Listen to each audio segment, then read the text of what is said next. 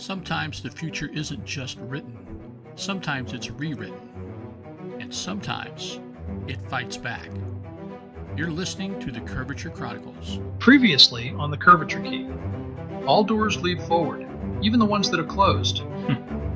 Sara steps into the hidden attic above Boomer's, unlocking a Zorathian gate to report on Castor and the artifact now rewriting him from the inside out. But orders from Zora have changed. The Krenn assassin must be destroyed, and Castor may not be safe either. Meanwhile, Castor and Sara's bond deepens as the artifact pulls them into a strange resonance space of sand and blood-orange skies, where nothing is fake and everything is magnified. But someone else is closing in. Vra'shek waits, blade in hand. This is episode 5 of the Curvature Key. Sara climbed the narrow stairs behind the staff refrigerator, ducking under exposed beams. The air up here smells of beer, dust, and ozone. The attic is dark as always. She heads toward the sigil-etched arch at its center. The Zorathian gate is different from the other three that come together in the attic. Her gate was clean, organized, very station-like. It sat about 2 feet away on one side of a square. Each side of the square looked a little different. There was a large, ornate boxer's lock that secured the gates when they weren't in use. Sara touched her ring to the sigil to open it. This was called a created gate. Created gates had formed when the Zorathians' first foray into the Milky Way galaxy had met with disaster. That at the hands of their own kind with a far different ideology. The Oblivion Covenant was a formidable group of zealots. They believed there was only one way to save the entire universe from the Krenn Empire. That was to destroy the advanced Zorathian technology, and then the Zorathians themselves. So the Krenn would never have access to the triple helix Zorathian DNA, a key component of the helix crystals that were used to power almost all Zorathian tech. The arch opened silently, at first showing a corridor of liquid light leading to a distant star, haloed city on Zora. Not the quickest connection, but it took a moment today to make sure something going millions of light years was secure. A form resolves on the other end, translucent at first, angular. Triel Van. Report. No wasting time here. I've confirmed it. The artifact did not make a random jump. If the Krenn is the one who stole it, then I think it only selected him as a means of escape. It never intended to remain with him. Syncing with the human Castor Ames proves that, in my mind. The image scratched its chin. How did you arrive at that conclusion? In your mind, Agent Sudis. Because the artifact is changing Castor. Somehow. Making it easier for the artifact to communicate with him.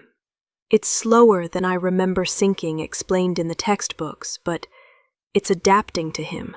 Or adapting him to it. And the Krenn status? He's still alive. I've had no further contact with him. His tether to the artifact still holds. A long silence followed. Authorization for you, Agent Sudis, has changed. The artifact's behavior violates all the risk containment profiles that we have. The longer it has a tether to multiple entities, the more unstable and erratic it's likely to become. You are hereby authorized to take action against and destroy, if necessary, the Krenn assassin. And the human? She asks without changing expression. Triel tilts her head ever so slightly. An evil grin starts to form. What about the human, Agent Sudis? Observe. For now. Find out what you can about him. But the artifact may be using him as a template. If he destabilizes or becomes a problem for you, eliminate him as well. Sara nodded and killed the portal connection with a flick of her wrist. The attic darkens and returns to stillness again. The muffled sounds of a jazz trio filter into her ears as she reaches the bottom of the attic stairs. She looks at the sigil-carved arch and mutters, "You're not going to make this easy, are you, Castor?" Sara met up with Castor at Boomer's, their usual public spot. He had beaten her there this time. She walked in with her long purple hair pulled back to the left in a braid. Castor watches her like it's the first time he's seen her, staring intently, like he's trying to see past the shape she's chosen. She sits down across the table from him. She can hear the book in his backpack humming like it's satisfied. Or smug. "You jumped again." She said as a matter of fact. Castor nodded. It was into the future this time. He was still looking at her intensely. She didn't respond to his statement immediately. But Castor thought he saw something flicker behind her eyes. "That's impossible. You can't portal into the future. The artifact is showing visions of what might happen, like me spilling coffee on you. You had to wait until it actually happened." I saw you, Sara, hurt, dying. And me, older. I looked like I belonged there. The older me said something like, "You still have time." She glanced rapidly around Boomer's. No one was close. She leaned in slightly. "Then it's happening even faster than I thought." You know, I hate it when you say things like that with no referential context, but okay, I'll play. What's happening faster than you thought? Her fingers tap out an unconscious Zorathian sync check rhythm on her ceramic cup. But she doesn't answer him right away. She squints as she studies him. "You're different, Castor. Since this last jump, you feel different." I won't argue about that. It's like, I don't know if I'm feeling things because of me or because of the book. My thoughts echo in my head all the time, especially when I think about you. Sara froze in mid-slurp. He blushes as the words start to tumble out. I mean, not in a creepy way. I care about you and what happens to you. I know that. I am drawn to you, but I'm not sure if I would be without the book, or if now it's because of the book. Does that make sense? "Yes, it does, Castor." She tossed down the remainder of her coffee and stood up to go get another cup. I'm fond of you too." Castor raised an eyebrow. I can tell. You sound enthralled. "Castor, what I am is scared." She returns with her coffee and sits back, folding her arms, her voice quieter now. "Our war, Zorathians versus Krenn. It's not like human wars. It spans systems and centuries. It spans philosophies. It carries across biology itself." Biology, Sara? He looks rough, but not that far biologically from us. "Well, the Krenn grow through forced adaptation. They mingle alien DNA with their own to survive and grow. We, on the other hand, we refine ourselves through intent, focus, energy. Shifting our forms around isn't something most of us can do on a whim. It takes a lot of preparation and focus." Sara reached out and took Castor's hand across the table. "It isn't a trick. It's a controlled form of evolution. It's a decision we make." Okay, I can understand that. Sort of, anyway. Where does the book come into play with all that? With me? It's a gateway, a system's response to genetic intention, a design within the artifact itself, until the Krenn stole it, opened it wrong. He didn't have the control he thought he had of it. Then it jumped to me, to protect itself.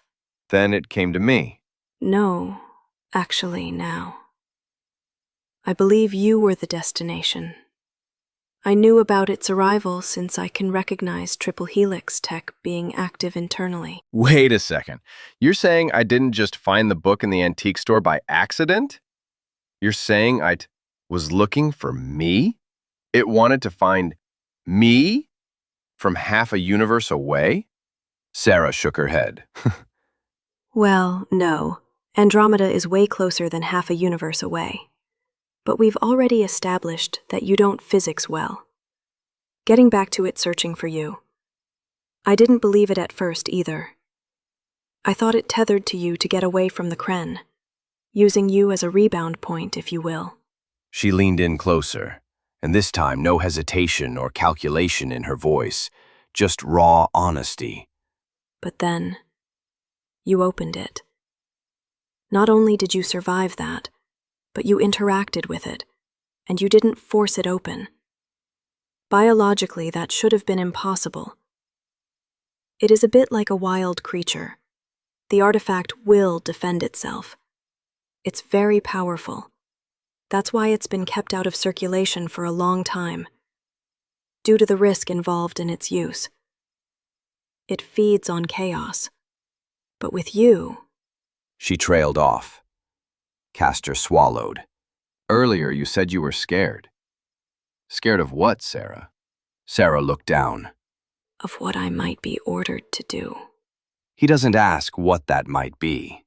He doesn't need to. After a long silence, Castor says, Somehow, if it comes to that, I think the book would protect me. Sara continued looking down at the ground. She didn't disagree with him. She didn't confirm it either. Vra'shek crouched low, hidden by a dumpster and a rusted fire escape across the street. He hid and watched. His breath faintly misted in the warm air.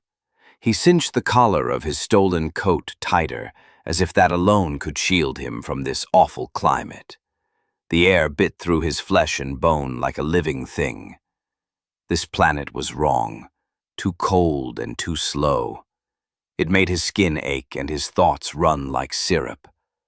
But the artifact was inside that cafe, sitting between the human and the Zorathian girl.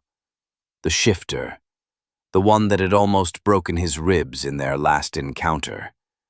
He idly rubbed that spot.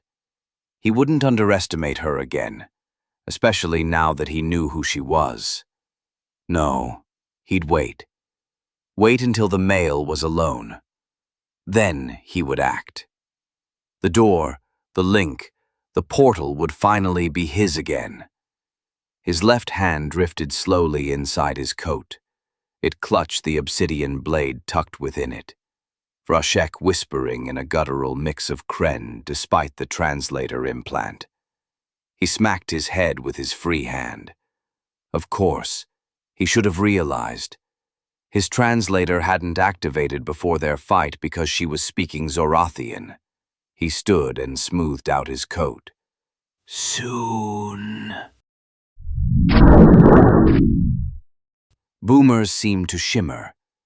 Castor and Sara were mid-sentence, talking about emotion, bonding, and the Zorathian Krenn War when it happened.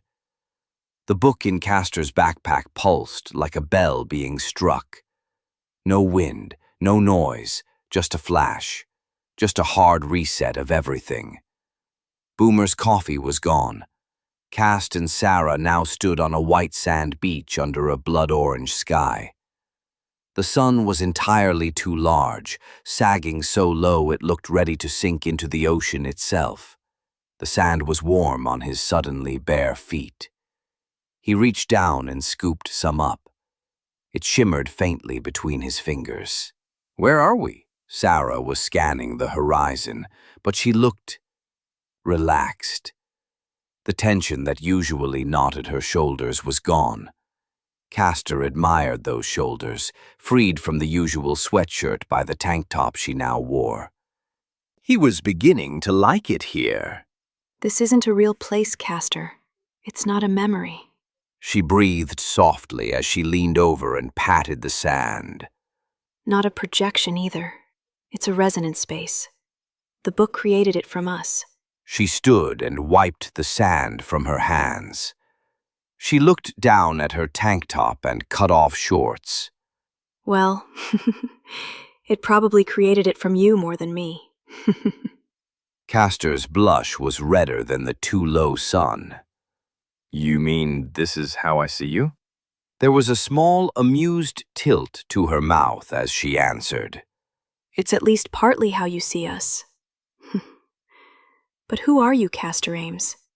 I mean, you know quite a bit about me, like I'm not from around here. But all I know is that you're an anthropology graduate student who doesn't indulge your planet's greatest contribution to the universe. Castor blinked in thought. Coffee? She smiled. They sat on the beach, silently watching the sun star sink further into the ocean. Then Castor said quietly, There isn't much to tell. I was orphaned as a child. Still don't know if my parents are gone or just left me. No complaints about my adoptive parents, though. Both teachers. God, I used to hate homework. They'd explain just enough so I could figure things out if I really tried. He hugged his knees and rocked back and forth slightly. And I never really felt like I fit in anywhere. That's why I gravitated toward history and anthropology, I think, hoping the past could help me figure out who I'm supposed to be in the world. Sara watched him with an unreadable look, a flicker of recognition or maybe sorrow in her eyes. It passed quickly, but Castor caught a trace. I wanted to ask you earlier, is this real?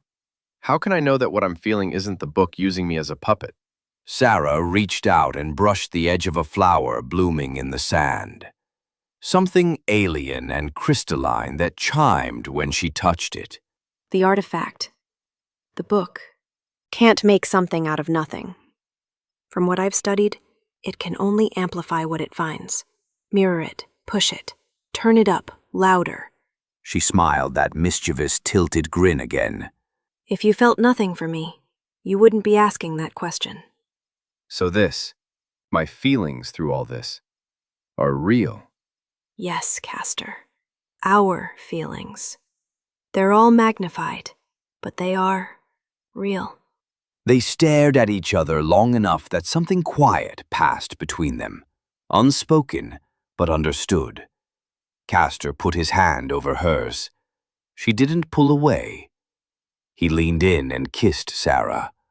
A long, slow kiss. Pure fireworks. Until the sky shifted. Sara leaned away and looked up sharply. We're being pulled back. Now? No! Why? Why are we being pulled back now? I don't know, Castor, but something tells me it's not the book this time. They vanished from the resonance beach like mist. When the light faded, Castor blinked, finding himself back in Boomer's coffee. The low hum of the espresso machine filled the air again. Sara was sitting across from him, that tilted grin still plastered on her. He looked down and opened his hand. Resting in his palm was a single crystalline petal, cool and faintly glowing. Sara's eyes widened. You brought something back. No, Sara. We brought something back. The Four Corners bar was empty by the time Sara got to it. A few locals, trying to prolong last call as long as possible, nursed drinks in the front. Laughter drifted up from the pool table in the back. The jukebox was cycling through a soft jazz playlist that no one had chosen. Sara slipped behind the staff-only door near the storage room without notice. She moved with ease past the old wine crates and Christmas lights that no one ever put away. The dusty old foosball table hadn't been touched in what looked like a decade. She dropped her arm with the sigils on it into the spot on the console and waited. The blank white fog solidified and stretched before her. It resolved into the cool, almost featureless face of her handler, primary observer Vra'shek. She didn't smile. Saranin, you are 32 hours late with your report. Sara frowned. Primary Observer Vra'shek. I did report. It was to Command Overseer Triel Van. The figure crossed its arms. Yes, she communicated the status of what is going on. Saranin, you do not report to Command Overseer Triel Van. You report to Primary Observer Vra'shek. My apologies, Primary Observer Vra'shek. It is my error and will not happen again. Sara blinked rapidly and lowered her head slightly. The other figure's image seemed to relax just a little. What of the human male? Castor Ames. We were just in a resonance space together. It was emotional in origin. I'm no expert, but it was likely a response to elevated neurochemical cross-activation. You are correct, Sara Nin. Sara smiled at the praise, but was immediately deflated when Vra'shek continued. You are no expert. So he has begun sinking. Yes, Primary Observer. The image flinched almost imperceptibly. In Zorathian culture, addressing someone by their title without their name after it was rare. It was the strongest allowance of anger with a superior that was allowed. Sara Nin, forgive my directness. It is a very stressful time. Sara nodded in agreement and the tension eased. He is developing emotional attachments, possibly romantic. I am unsure if they're part of the bond he's forging with the artifact, or an independent path of connection. She could have kicked herself after that giggle. Vra'shek immediately picked up on it. Sara Nin, does this compromise your objectivity? She opened her mouth, then clamped it shut. Finally, she said, Not yet. Please define for me the term, not yet. Sara straightened up and jutted her chin out a little, mainly to hide her rising blush. I'm reporting as ordered, and will do as ordered. The artifact is adapting to him faster than any of the projections. It's evolving. It chose him. The image seemed to consider the many sides of that response before going on. I see. And regarding the Krenn agent you reported? After the confrontation in the alley, I've lost him. He was shadowing us due to the artifact, but now no sensors have registered him in over 11 hours local time. Vra'shek's expression sharpened. It was almost like ice falling off a stone. That is unacceptable. Yes, Primary Observer Vra'shek. I know. What should I do with Castor Ames? A long pause followed. You mean the human Sara Nin? Observe, for now. Only terminate him if the Krenn reclaims the artifact, or is using the human to operate it, or the resonance space spreads externally. Until then, the human is a viable asset. Sara nodded her head but clenched her jaw. She had another question that remained unspoken. What if I can't let Castor go? She didn't ask it, and Vra'shek didn't need to answer it.